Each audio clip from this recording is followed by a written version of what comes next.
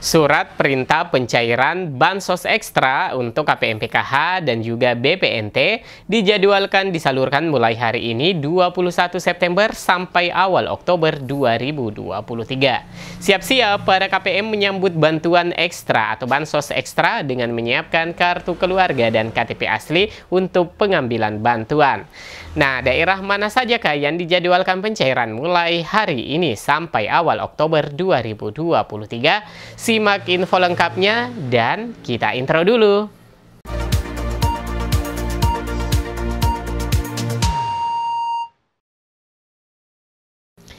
Assalamualaikum warahmatullahi wabarakatuh. Apa kabar semua teman-teman? Saya berharap teman-teman semua dalam keadaan sehat dan ceria di hari ini. Nah, teman-teman, pada minggu ketiga ini nampaknya diprioritaskan dalam percepatan penyaluran bantuan sosial seperti bantuan PKH, bantuan BPNT, bantuan pangan pemerintah berupa beras 10 kg dan juga daging ayam dan telur. Sehingga bagi KPM pada pekan-pekan terakhir bulan September ini mendapatkan lebih dari satu jenis bansos, bahkan bisa 3-4 jenis bansos atau bantuan yang tentunya sangat membantu di tengah naiknya harga bahan pangan akibat dampak dari musim kemarau dan badai El Nino.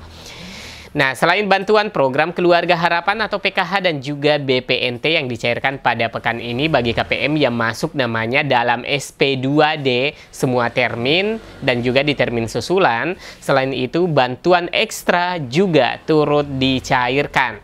Nah, khususnya bantuan pangan ini merupakan bantuan tambahan atau bansos ekstra yang diperuntukkan bagi 10 juta KPM PKH, 18,8 juta KPM BPNT murni, dan selebihnya adalah masyarakat yang ada namanya pada Data Terpadu Kesejahteraan Sosial atau DTKS.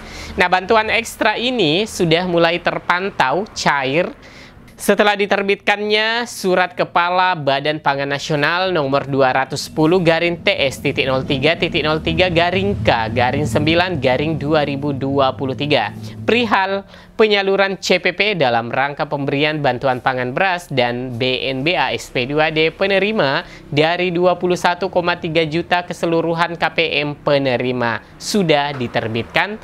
Oleh karena itu, bahkan sudah ada daerah beberapa hari belakangan ini menjadwalkan penyaluran.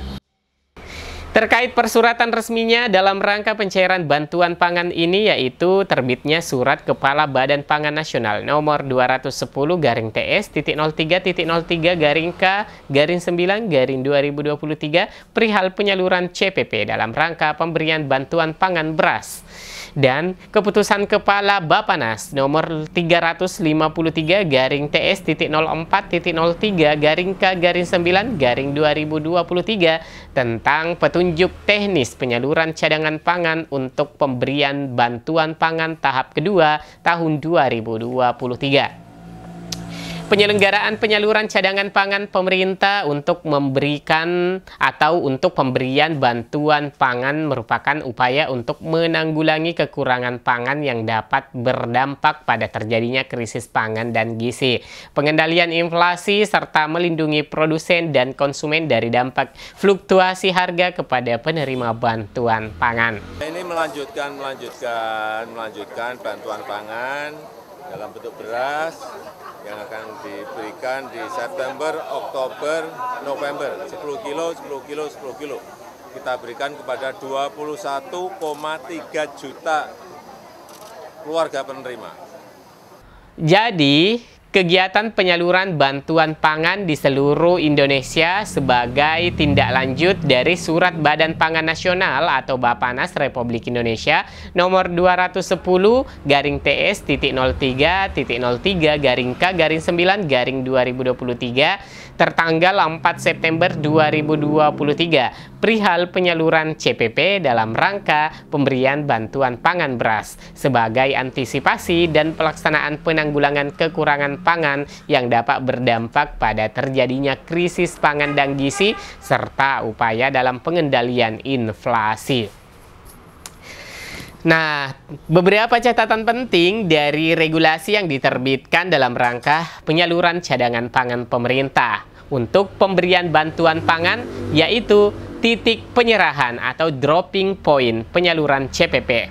Untuk pemberian bantuan pangan dapat dilakukan di lokasi atau tempat seperti kantor pos, balai RT, balai RW, tempat pertemuan kegiatan atau tempat lainnya yang disepakati oleh pihak-pihak terkait, antara lain Perum Bulog dan atau BUMN pangan, organisasi perangkat daerah yang melaksanakan tugas atau penyelenggaraan fungsi di bidang pangan, sosial, kependudukan, dan juga keluarga berencana, pengurus RT RW, dan atau perwakilan penerima bantuan pangan sasaran.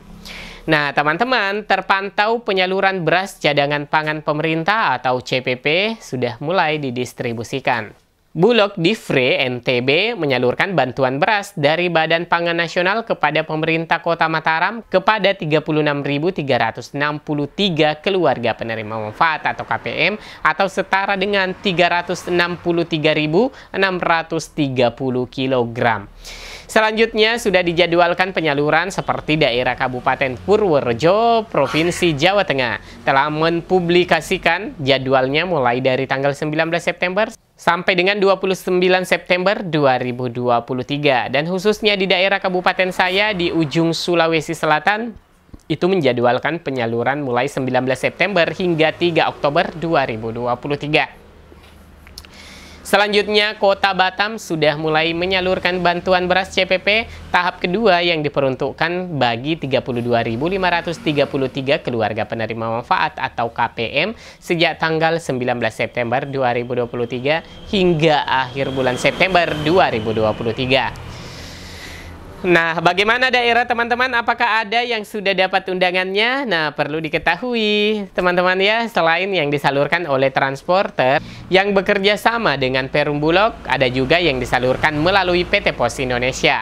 Pos Indonesia mulai mendistribusikan bantuan pangan beras program cadangan pangan pemerintah atau CPP tahap 2 kepada 8.522.468 keluarga penerima manfaat atau KPM di 12 provinsi di Indonesia. Pendistribusian tersebut seiring mulai dilakukannya penyaluran CPP tahap 2 secara nasional mulai 11 September. Seremonial pendistribusian CPP beras dilakukan langsung oleh Presiden Joko Widodo di Gudang Bulog Dramaga Kabupaten Bogor dan juga Gudang Bulog Kelapa Gading pada Senin 11 September 2023. Nah, hadir pula Menteri BUMN Erick Thohir, Dirut Bulog Budi Waseso, Kepala Badan Pangan Nasional Bappenas Arief Prasetyo Adi, serta direksi dan jajaran pelaksana program.